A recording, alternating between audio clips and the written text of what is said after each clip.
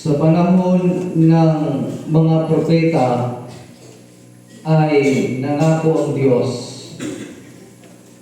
na siya ay magpapadala ng tagapagligtas upang pawiin ang kasalanan at ipakita sa lahat ang kanyang kapangyarihan upang ang lahat ng bayan at kanyang nasasakupan ay magpahayag ng pananampalataya at kagalakan.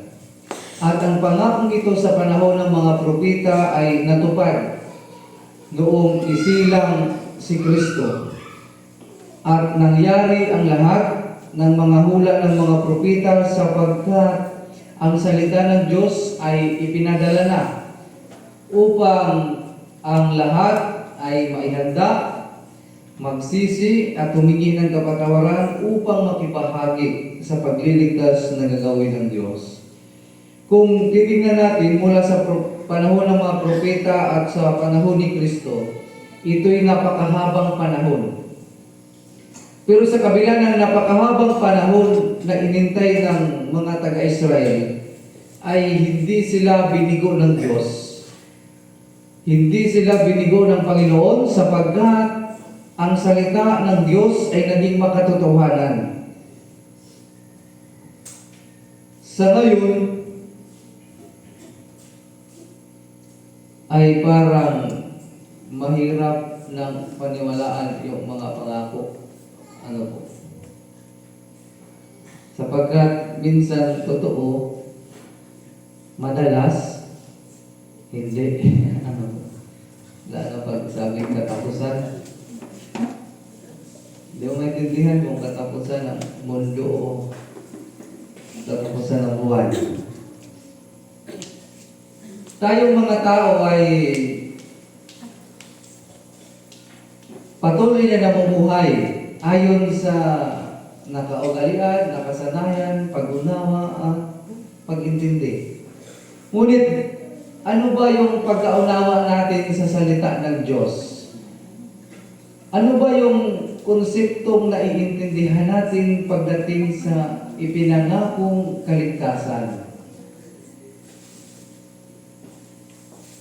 Kadalasan, yung ating pagkaintindi ay ang kaligtasan ay ipagkakaloob ng Diyos at ibibigay ng Panginoon sa sino mang nananampalataya at may pananalig sa Kanya.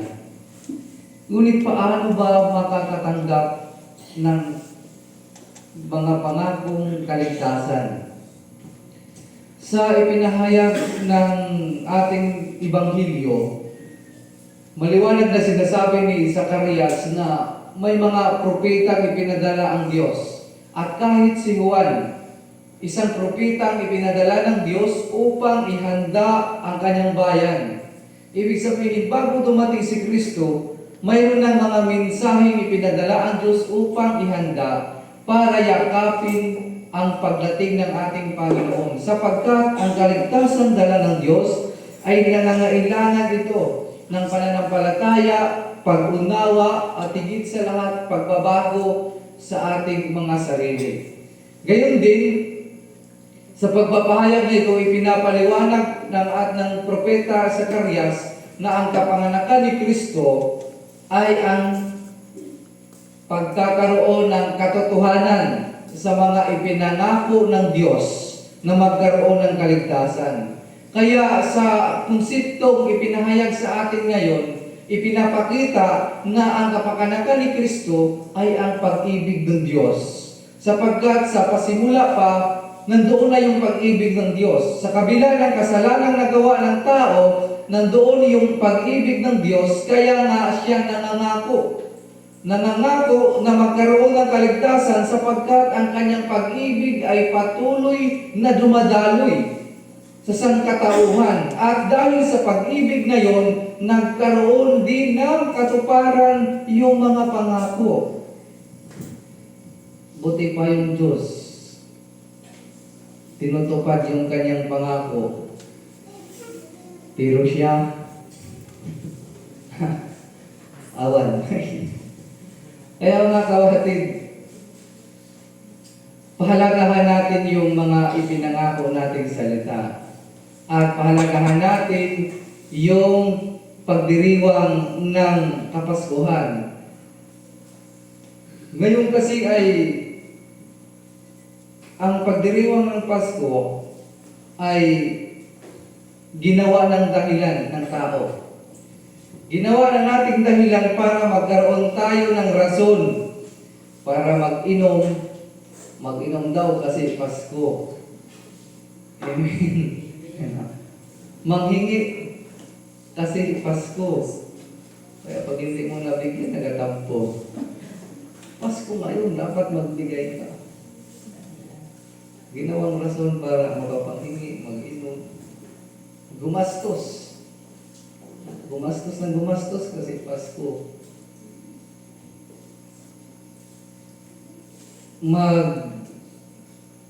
Gumala kung saan-saan kasi Pasko.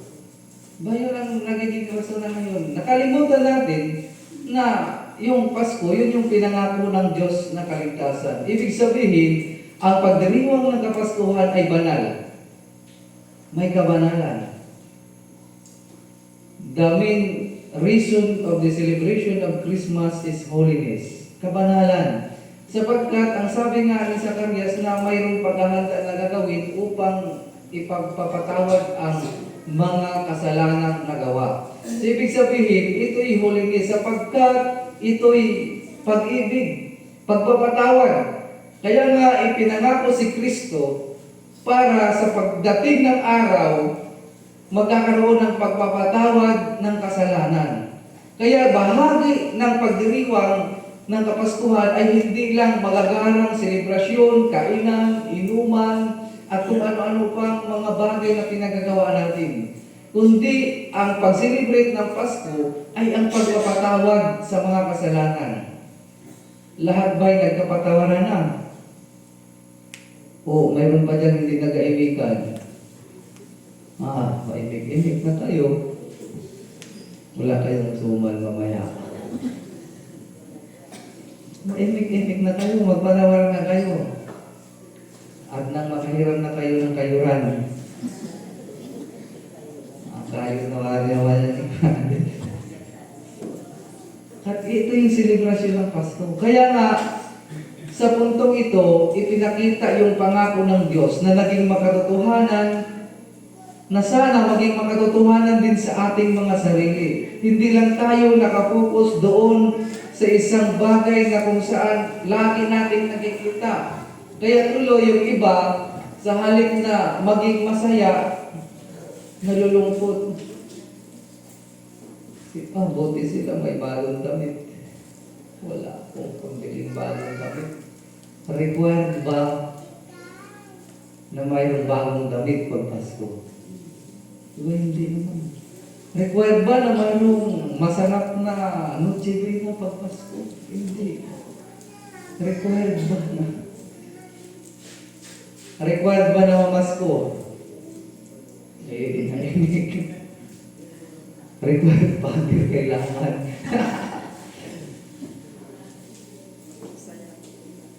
Hindi masaya pag walang papasko.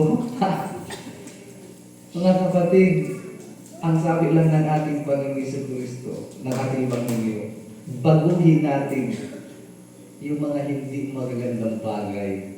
Alisin natin yung mga gawain nagdudulot ng kasalanan sa buhay natin.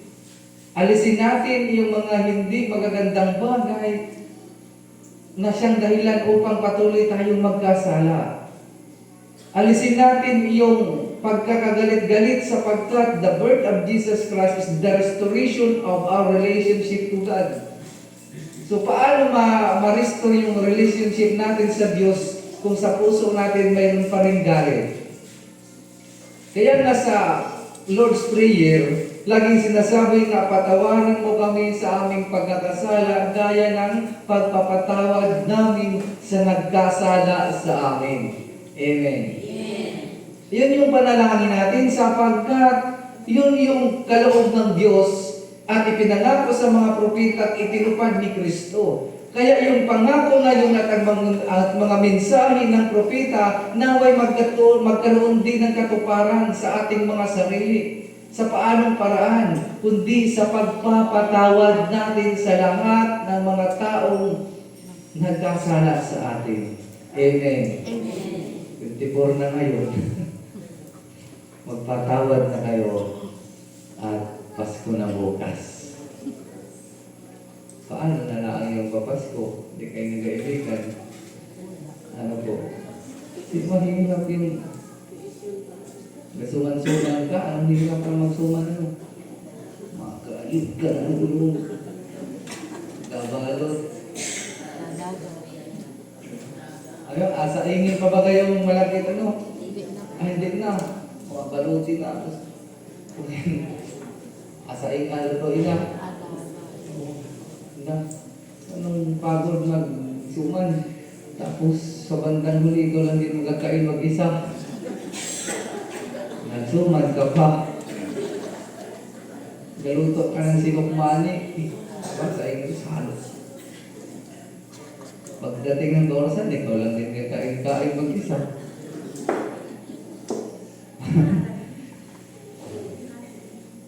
Ang tunay na diwa ng Pasko'y ipinapahayag na ng Diyos 2,000 years ago. At yung pangako na yun at aral at mensahe hindi yung nagbabago. Paulit-ulit at paulit-ulit na ipinahayag yun ng Diyos na sana ang lahat ay magbago at magkaroon ng kapatawaran upang ang kagalakan ng Diyos ay patuloy na mararamdaman ng tao at matanggap yung kaligtasan sapagkat ang dala ni Kristo ay kaligtasan. Ipinanganak siya sa isang napakasimple at payak na pangyayari. Hindi siya ipinanganak sa magarang bahay, sa magarang lugar, kundi napakapayak na nagpapakita ng kasimplihan. Ngunit sa kabila ng kasimplihan ito, nandoon ang pag-ibig ng Diyos. Nakikita at nararamdaman ang pag-ibig ng Diyos. Kaya mga kapatid, ganun din sana tayo. Sa panahon ng ating preparasyon, sa panahon ng ating paghahanda, dapat maihanda na yung ating sarili na magparamdam ng pagmamahal, na magbibigay ng pagmamahal, at higit sa lahat, pagpapatawad. Sapagkat ang kagalakan ay mararamdaman kung mayroong pag-ibig sa ating lahat. Amen. Kaya huwag malungkot kung walang papasko. Ang mahalaga, mahal ka ni Ninong. Mahal ka ni Nina. Amen. Ngayon kasi, Diyos ko po, puro material yung celebration. Napaka-materialistic. Ano nababasa ko? Hindi daw, hindi magbigay ng 20 sa inaanak kasi magalit yung nanay. Bigyan ko na nga ng toyo ay. Toyo na lang. Hindi na pwede ganun. Hindi pwedeng lugi sa exchange gift. Kasi sasama yung lugi sa akin. Bandi yun ah. Bandi tabo. Lugi yun. Magkala yung 20, 30. Yung tabo, 15. Nag-Christmas party nga at nag-exchange gift para sumaya. Nalungkot na tuloy. Sumaya yung loob. Tapos di pa nabunod sa raffle. Lalong na-depress. Mga kapatid, huwag nating i-focus doon sa material na bagay kasi nung dumating si Kristo, walang material, magagarang material na bagay.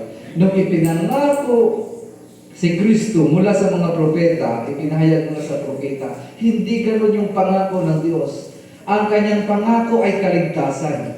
Ang kanyang pangako ay buhay na kasiyasiya. Ang kanyang pangako ay buhay na may kabanalan. Kaya nga magkakaroon ng restoration mula sa pagkakahiwalay sa Diyos tungo sa pagpapanumbalik sapagkat ang tao ay nalinisan na at napatawad sa pamamagitan ng kapanganakan ni Kristo.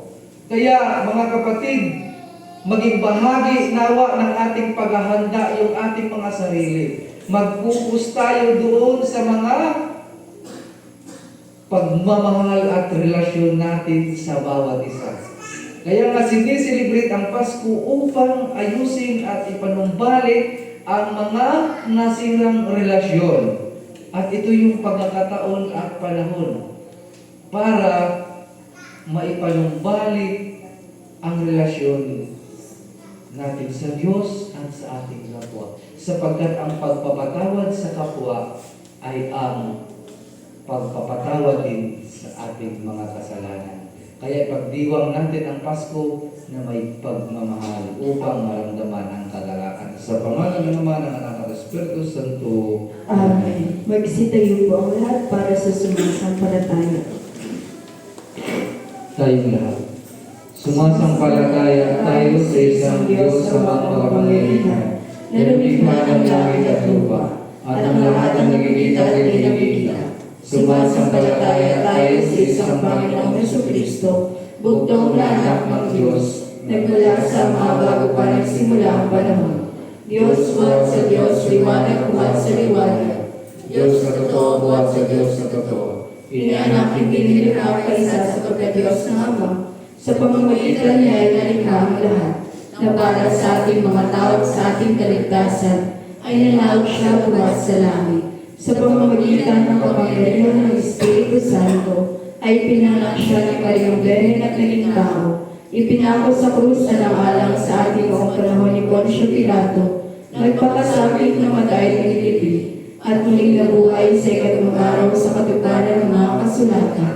Umakyat siya sa langit at natuklok sa kanan ng Ama, at muling darating na maluwalhati upang hukuman ang mga buhay at mga patay, at ang kaharian niya ay walang hanggan.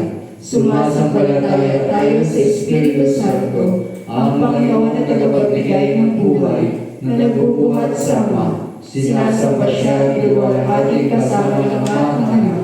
Nagsalita siya sa pamamagitan ng mga propeta. Nananalig tayo sa Iglesyang iisa, banal, katolika at apostolika. Naniniwala tayo sa isang binyag sa ibababawag ng mga kasalanan.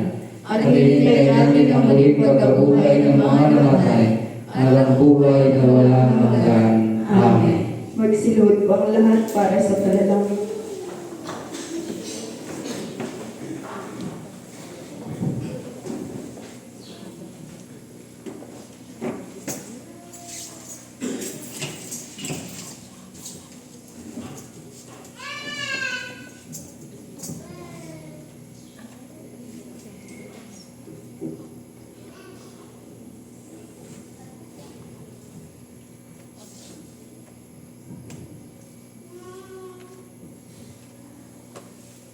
Sa bawat panalangin ng ating pong itutugon, halina Panginoong Jesus. Ulitin po natin. Halina Panginoong Jesus.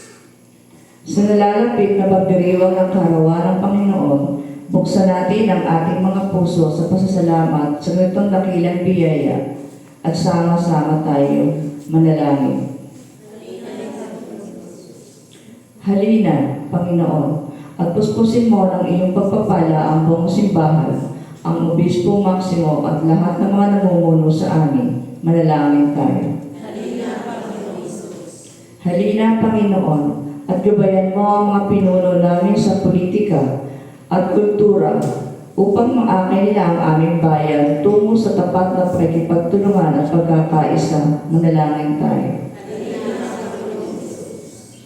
Halina, Panginoon, at ipagkaloob mo ang iyong kapayapaan sa mga bansang may digmaan at pangkat na pinagwatak-watak ang kanilang mga hidwaan sa mga mag-anak na nagkakalayo dahil sa selos, inggit at kawalan ng katapatan. Manalangin tayo. Halina, Panginoon. Halina, Panginoon, sa aming bayan at paginhawahin mo ang lahat ng naghihirap, napapabayaan, hinahamak o kinukutya. Manalangin tayo.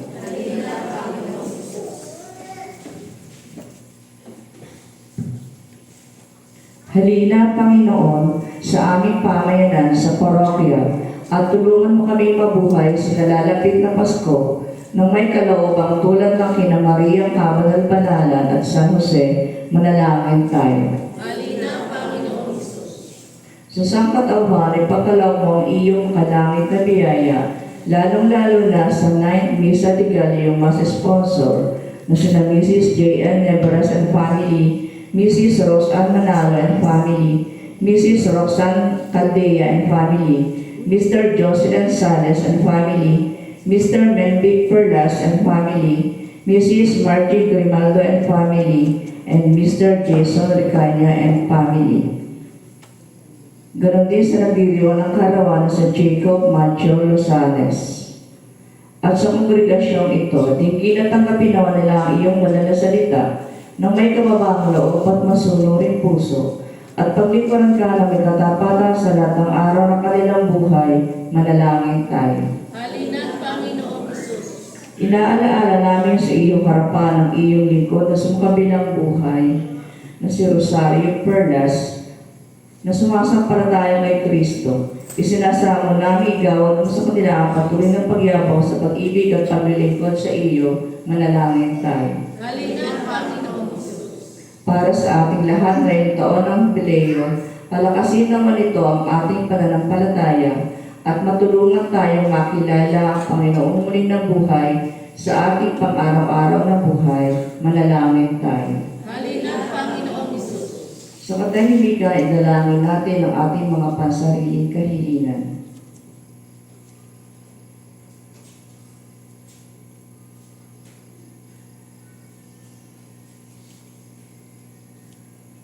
Manalangin tayo. Halina, Panginoong Hesus. Halina, Panginoong Hesus, kailangan ka namin. Ikaw ang kami naming pag-asa. Ikaw ang kami naming tagapagligtas. Ikaw ang aming lahat. Ikaw na nabubuhay at tagahari, magpasawalang hanggan. Amen.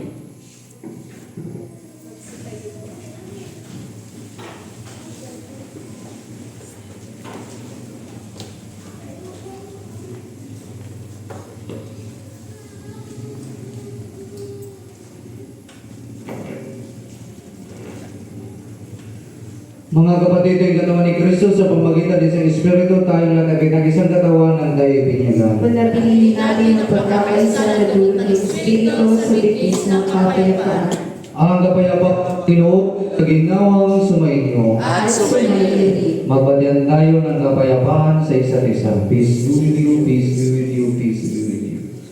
Buong kagalagang ihandog natin sa Panginoon ang karapat sa kanyang pangalan. Magdala ng alay at pumaroon sa kanyang harapan. Magsiupo po ang lahat.